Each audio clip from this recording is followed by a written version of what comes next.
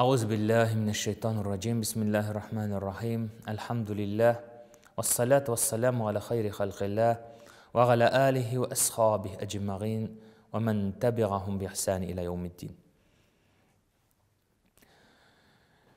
Hürmetli din kardeşlerim, biz sizin bilen İmam Nevavi'nin 40 hadis kitabından hadisler okunu devam ederiz. Bugün ise İmam Nevavi'nin 30. hadisini okuyuz.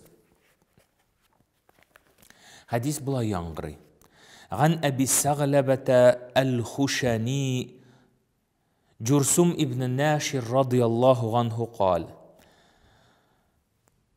قال رسول الله صلى الله عليه وسلم إن الله تعالى فرض فرائض فلا تضيعوها وحد حدودا فلا تغتدوها وحرم أشياء فلا تنتحكوها وسكت عن أشياء رحمة لكم غير نسيان فلا تبحثوا عنها حديث حسن رواه دراقطني.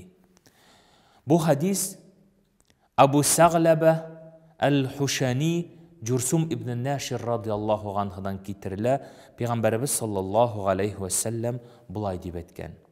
Dürüstlükte Allah Teala kaybir eybirlerini sizge farız kıldı, alarını ütegiz, kaldırmağız.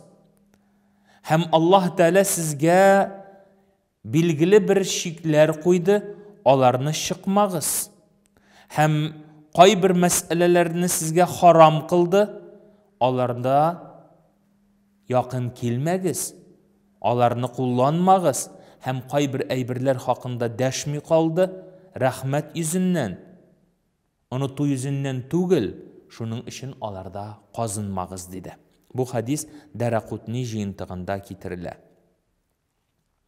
Muhammed sallallahu aleyhi ve sellem'nin bu hadisi keng ahamiyetke iyi. Ol birinciden bizge farz işlerini, haram işlerini, hem şuluk vakitta şiklerini, hem cezalarını kursetti. Şuluk vakitta Allah Teala'nın rahmeti barlığın, Allah Teala kaybir eybirler hakkında bizge rahmet yüzünden deşmi kalgan meseleler barlığın haber etti. Şul sebeple bu hadisini eydegiz qarab ötik. En birinci Peygamberimiz sallallahu aleyhi ve sellem Allah Teala sizge kaybir işlerini farız kıldı, alarını yoğaltmağız, alarını barlap durağız, alarını saklap durağız dedi. Çünkü farzlar birinciden bilgileme birik. Nerse ol farz? Eğer Allah Teala birer bendege buyursa, hem bu buyruğu Kur'an-ı Kerim yaki mütevatir hadis gibi qadgî deliller bilen isbatlanıp kilse, anın hükmü farz bula. Anı her bir kişi üterge tiyiş. Akıllı, balig, Müslüman bulgan her bir kişi üterge tiyiş. Şunun için farzlar bölüneler ikige. Farz gayn hem farz kifaya. Farz gayn her bir kişiye tiyişli. Farz kifaya cemaattan bir kişi işlese kalganlar üstünden cevaplığı düşettirgan gameller. Mine şu farzlar arasında biz biletirgan gameller ulda bolsa namaz, uraza, zekat, hac, bular İslam dininin rükünleri, İslam dininin nigizleri. Hem alarını her bir mükellef, yani Müslüman bulgan kişi uti ala. Allah Teala la yukellifullahu nefsen illa vusgaha dedi. Bir kişiye de biz kutere olmaytırgan yükünü yüklemedik dedi. Namaz okuyalı her bir kişi. Her bir kişi uraza tutala. Eğer indi tutalmay iken, anın sebepleri, gızürleri bulgandağına. Anısı ikinci mesele. Haş kılırga mümkünçilik var. Zekat tülerge mümkünçilik var. Allah Teala anı bizlerge tiyişli kıldı. Hem mene şu farzlarını kişi ömür devamında barlaptırga tiyiş. Namazın da vaktinde okusa, zekatın da vaktinde tülese, hacın da vaktinde kılsa, onlar barsı da üteletirgan işler. Ama de lakin kişinin şunday kişi, şunday tabiatli kişi, ol barısında en ahırga kaldıra. Qartaygaş, инде күзім көрмей, хаж қыла алмайым, ураза тұта алмайым, менде диабетика тігісі мұнысы деп біз зарланабыз. Ләкин бұлар барысы да міне кішінің туғаннан алып қартайған уақытына қадар іште тұрған ішлер. Шуның үшін Пейғамбар саллаллаху аларны юғалтмағыз деді. Сыңыннан хадда худудан деді. Аллах Тәала сізге шиклерні білгіледі. Яғни, міне бұл шик. Міне мұндан шығырға ярамай. Міне, пожалуйста, рәхим етігіз, ашағыз, ішігіз. Ләкин, міне бұл харамдығына ашамады. Бұл доңғызлығына ашама. Бұл хәмірнігіне ішме. Қалған бүтін ішімлік рұқсат етілген. Мен бұл сығына рұқсат етілмеген деп Аллах Тәала ашықлық кіртті. Білгіледі шиклерні. Хәмдә инде әгәр шықсағыз бұл шиктен шықсағыз, сізге жаза қаралғандыр дейді. Урамда камералар тұра. Бүтіні бізде шушы линия янында, сызық янында тоқтайбыз, шықмайбыз сызықның тігі яғына. Әгер машиналарымыздан линияның тігі яғына шықсақ, аның үшін штраф бар дейбіз. Аның үшін қорқабыз. Аллах Тәала қойған шиктен шыға кіші қорықмай. Не үшін? Шынки ол аның жазасын алмам деп ойлай.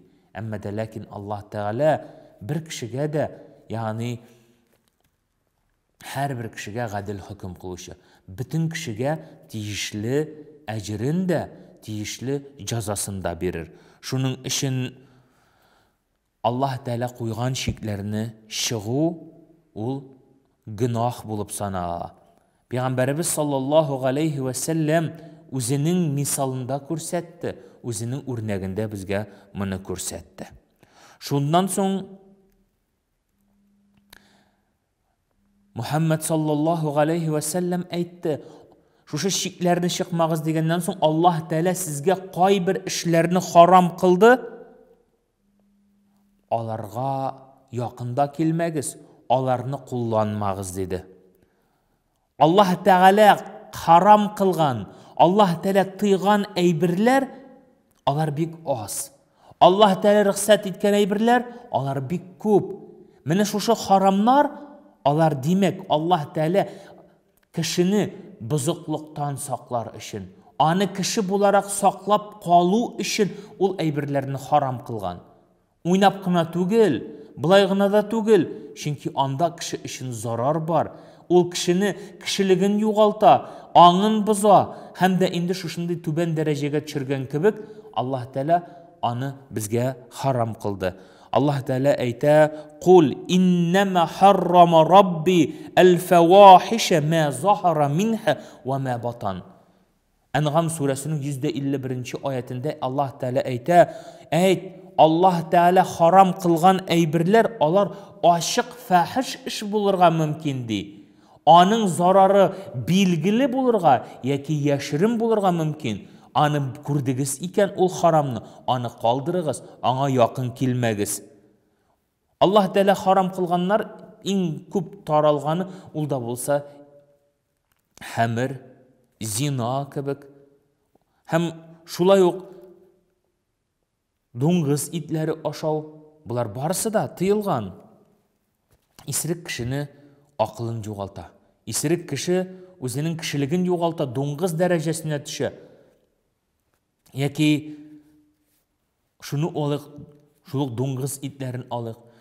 Бер генә шифаханәдә дә, балалар бакчасында да ашатмыйлар, чөнки ул зарарлы булганга.